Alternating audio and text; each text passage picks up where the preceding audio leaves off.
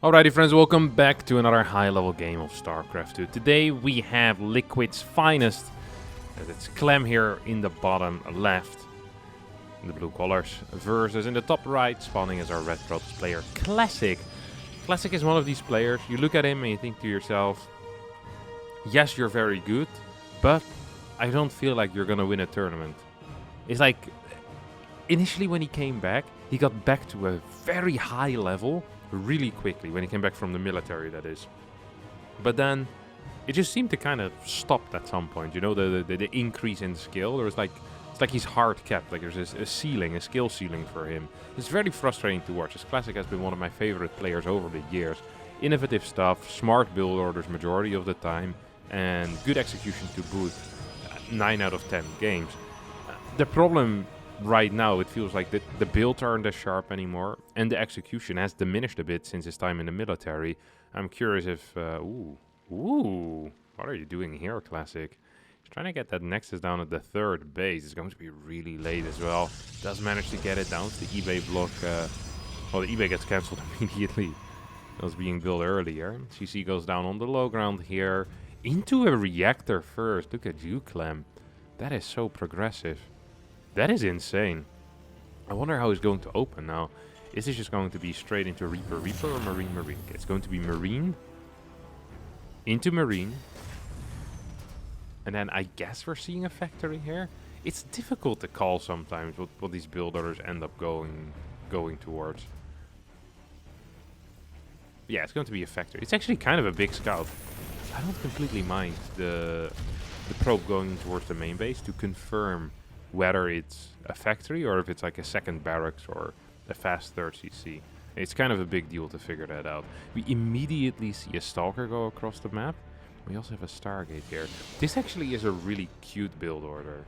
Like, it's one of these things that I want to say Zest played for a while, and it just has a perfect mind game in it, right? You open up with 2 Stalkers, chrono them across the map, 3 Stalkers, pretend like you're going to be putting on a lot of pressure, and then you follow it up with a really quick Oracle as well. So the Terran player sees 3 Stalkers, and the Terran player says to themselves, well, this most likely is not going to be Stargate, because Stalkers cost a lot of gas, and it will cut the timing of your initial Stargate unit. It's going to be a Phoenix even. Alright. Okay, this is full-on mind games. I'd be very disappointed if this Phoenix actually flies across the map. This Phoenix needs to stay home. Like, it really needs to stay home.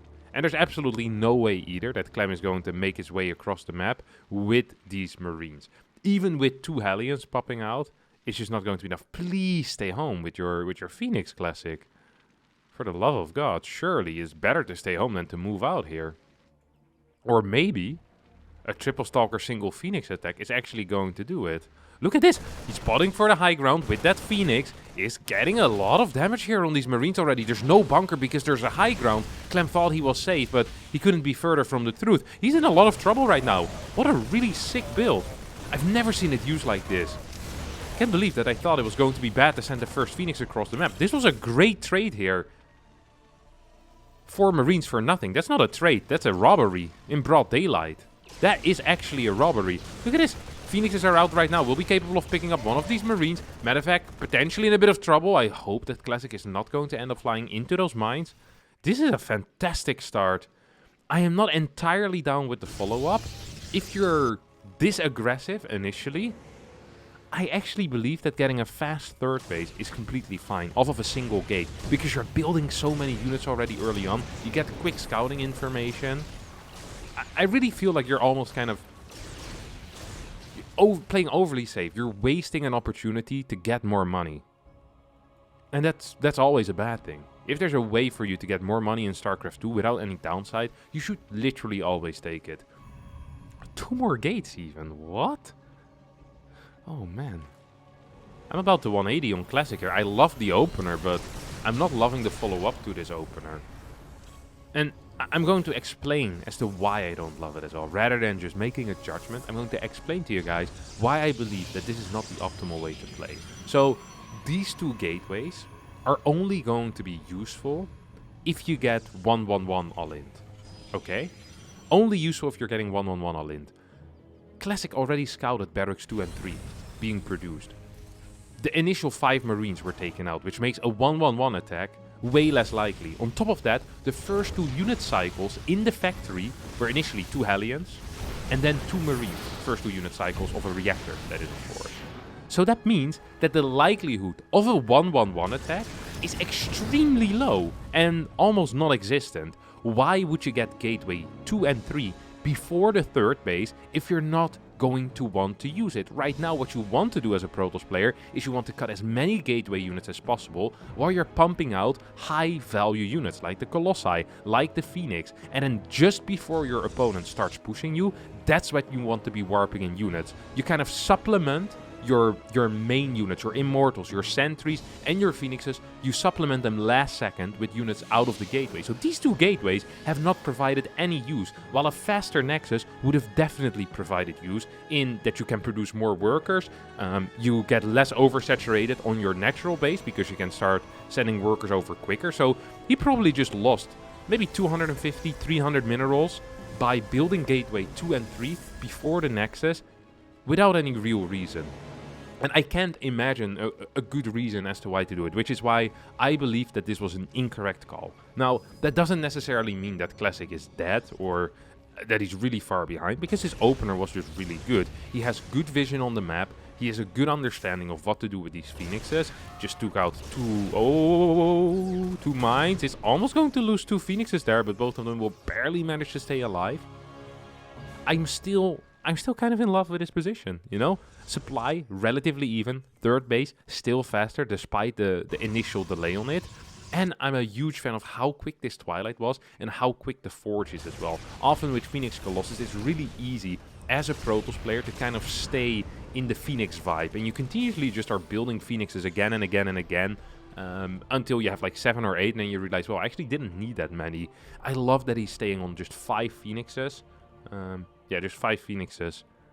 It's enough, and his control with them has been good. His transition is going to be fast. He's already going up to 6 gases as well. This has actually been a really nice game out of Classic. I love the initial build order. I love the execution with the Phoenixes. The only part I don't like as much is the middle part here of the build, where, you know, the 2 extra gateways, and even the Phoenix Colossus. It almost makes you wonder if just going for a 2nd gate and then a Nexus of 2 gas here would have been a viable plan for Classic, and then maybe going to like some 2 or 3 gate charge Phoenix play, because his early game opener was so ridiculously good. I can understand if you want to transition into Colossi as well. I'm a huge fan of that personally, but looking at how the situation unfolded, I think different choices were also available. But that's maybe just an artistic difference, as a creative difference, as I like to call it. So yeah, Clem in a little bit of a pickle, I think here. He's forced into very fast Vikings. He's kind of he's just being kind of funneled into this Viking ghost push, hoping to deny a 4th base. And honestly, I'm not really seeing a denial of the 4th base happen here. The Ghost Academy is simply too late for that. If this push had 3 ghosts and enhanced shockwaves with it, maybe you can hit a 1-1 timing, but right now I think this 4th base is just going to go up, and Clem is going to have to live with that. There's still so much control, so much vision here for Classic. Observer still alive. The moment anything moves out, Prism has the possibility of going in towards the main base.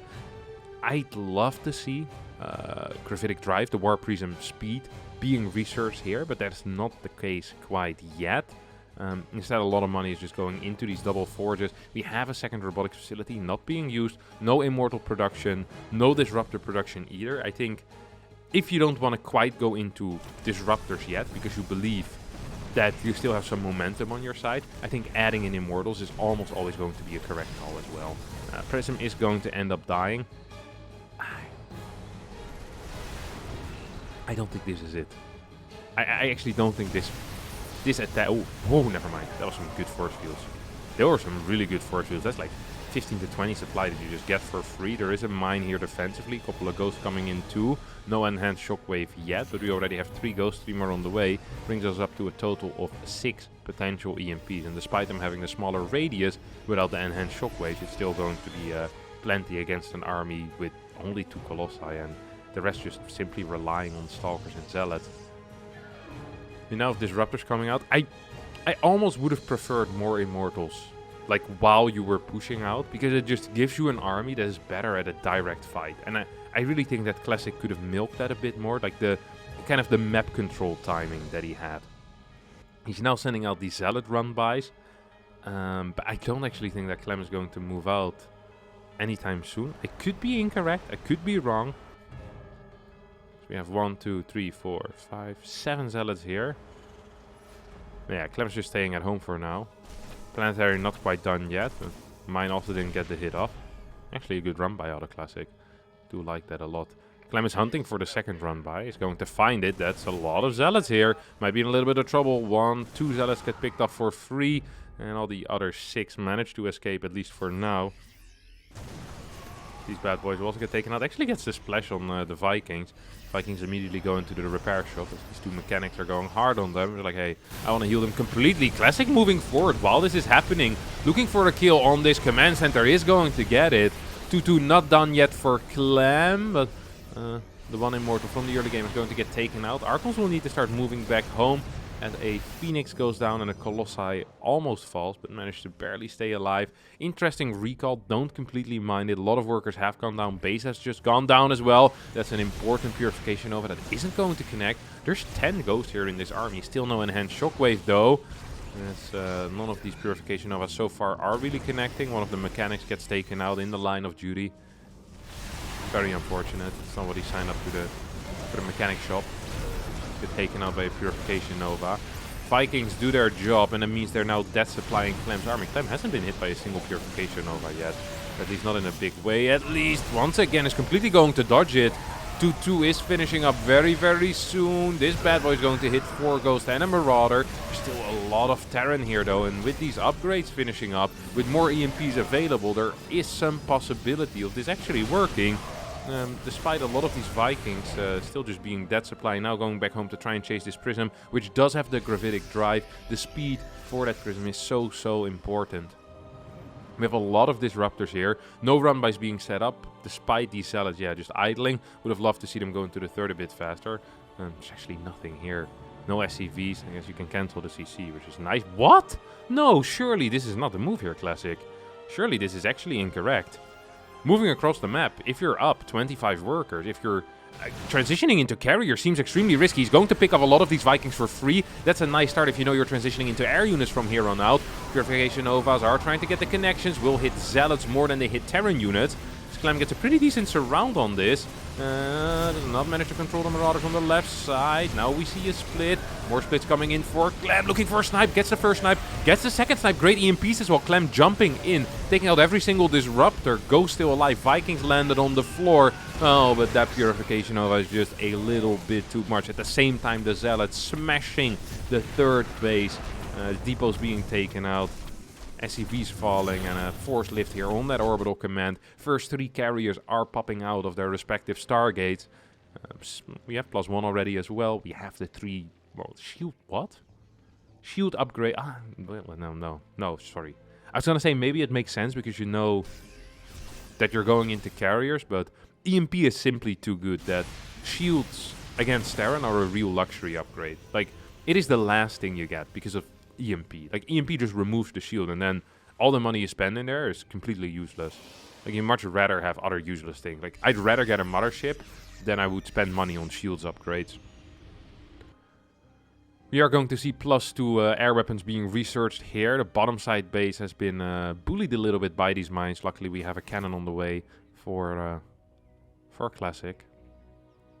Going to figure out. No map vision on the bottom side though. 143 supply against 184. Carrier 4 and 5 just popped out. Carrier 6 is getting close as well. This DT doesn't have blink, just went in, got scanned and forced to move out right now. Once again, a Prism flying into the main base. And this is typical Classic. Just keep setting in Prisms. No matter how many times he loses them, it's like, hey, this is a very good unit. I can attack your production. That sounds pretty great. Carriers are out in large enough numbers. I don't actually think Clem can do anything anymore. It's not been the most exciting game, but a very interesting game, I think. The way that Classic played this, build order choice-wise, and just his unit compositions, the way that he decided to move with his army, is so aggressive, and very cutthroat gameplay out of Classic, and CLEM is not managing to do anything here against a Korean Protoss player. Really showing some brilliance here in this game. Loved it. Absolutely loved it. He's going to pick up the win over here. As long as he doesn't shoot all of his own zealots down. Simply not enough Vikings. There's like 3 Marines and there's way too many carriers. GG gets called as Classic wins the game. Pretty aggressive game.